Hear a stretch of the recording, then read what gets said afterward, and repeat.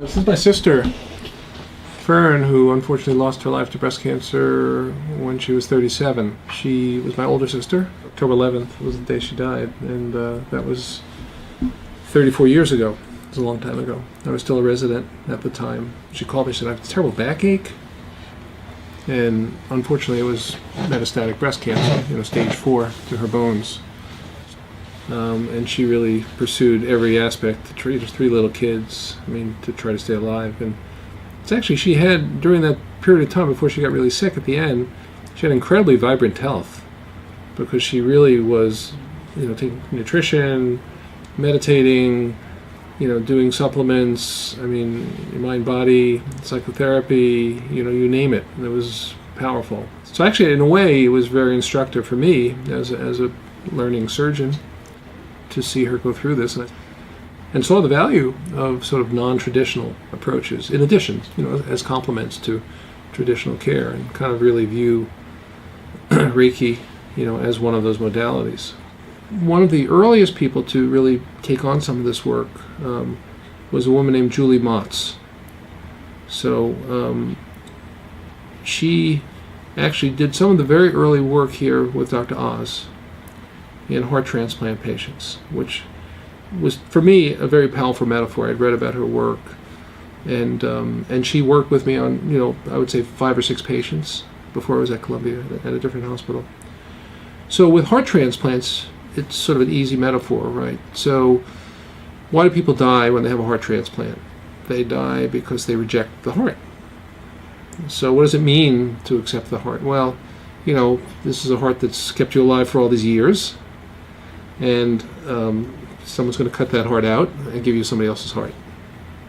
And so if you could do the work, which Julie did with patients, to prepare to say goodbye to your old heart and welcome your new heart into your body, again, on a mind-body basis, humoral-chemical level, you're more likely to accept it and not reject it. So that really resonated with me in terms of the work that I was doing in terms of taking care of women with breast cancer.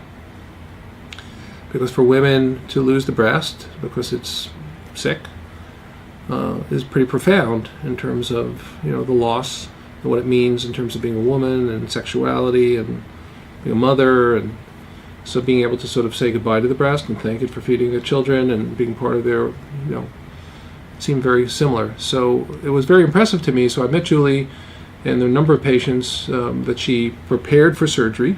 So a lot of it is about meeting before and really helping to get ready for this big, big life-altering event.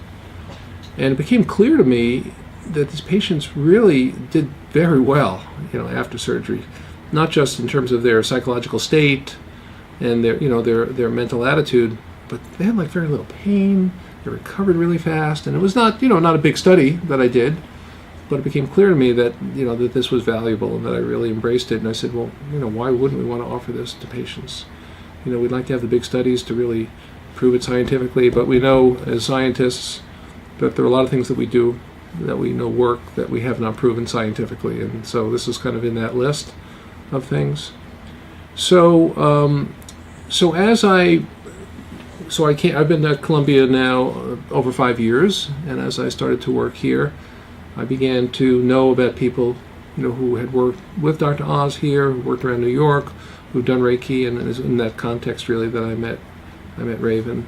And the thing that's really, in many ways, the most fun about this work is, when the anesthesiologists or the residents in anesthesia, or the nurses, or the surgical residents, or the medical students, because we have a lot of people in the operating room here, it's a teaching hospital, and they begin to look at Raven and say, why is she here? What is she doing?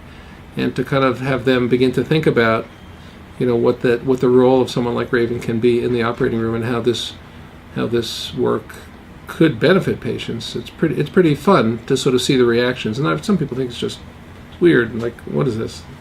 And others are very, very interested, and sort of want to dig a little deeper into the science of it, and the things we can just do with brain waves just to make this happen without having a person here. And so the operating room is just ongoing. The normal things that we do.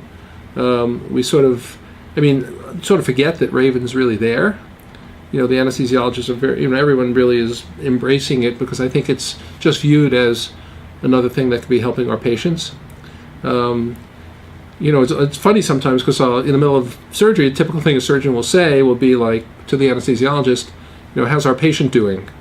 Because we're involved in doing this technical thing. And more often than not, I'll say, Raven, how's our patient doing? And the anesthesiologist kind of look at me like, what am I like?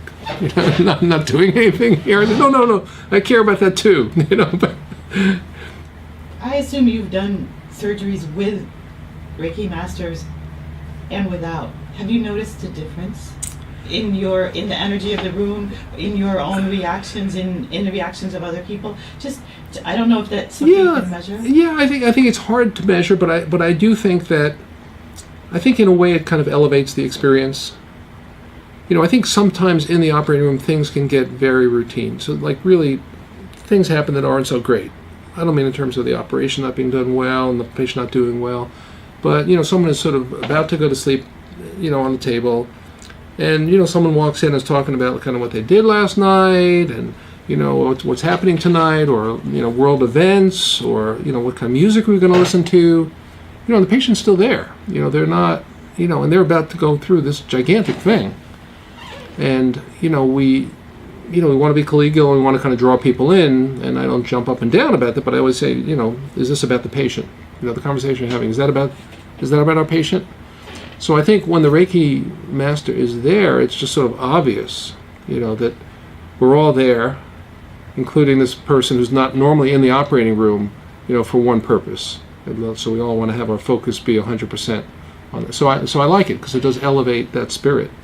Which isn't, it's often, that spirit's often in the operating room, and don't get me wrong, I think we have great people, and, everybody's very patient-centered, but, there's a lot of moving parts in the operating room, and people from lots of different backgrounds, and so I do like that aspect of it very much. Is there a moment before surgery where you all focus on the patient with Raven? Is that something that you do regularly, or Well, we do, right. So it's not something we do all the time, but I think there are patients who really will actually ask, they've written things about what they would like us to say, or for me to say, in the operating room before the surgery.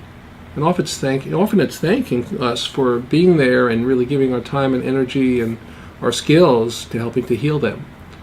And it is a very healing thing. It's really wonderful for the whole staff. It doesn't happen all the time. It would be good if it did, actually. Yeah.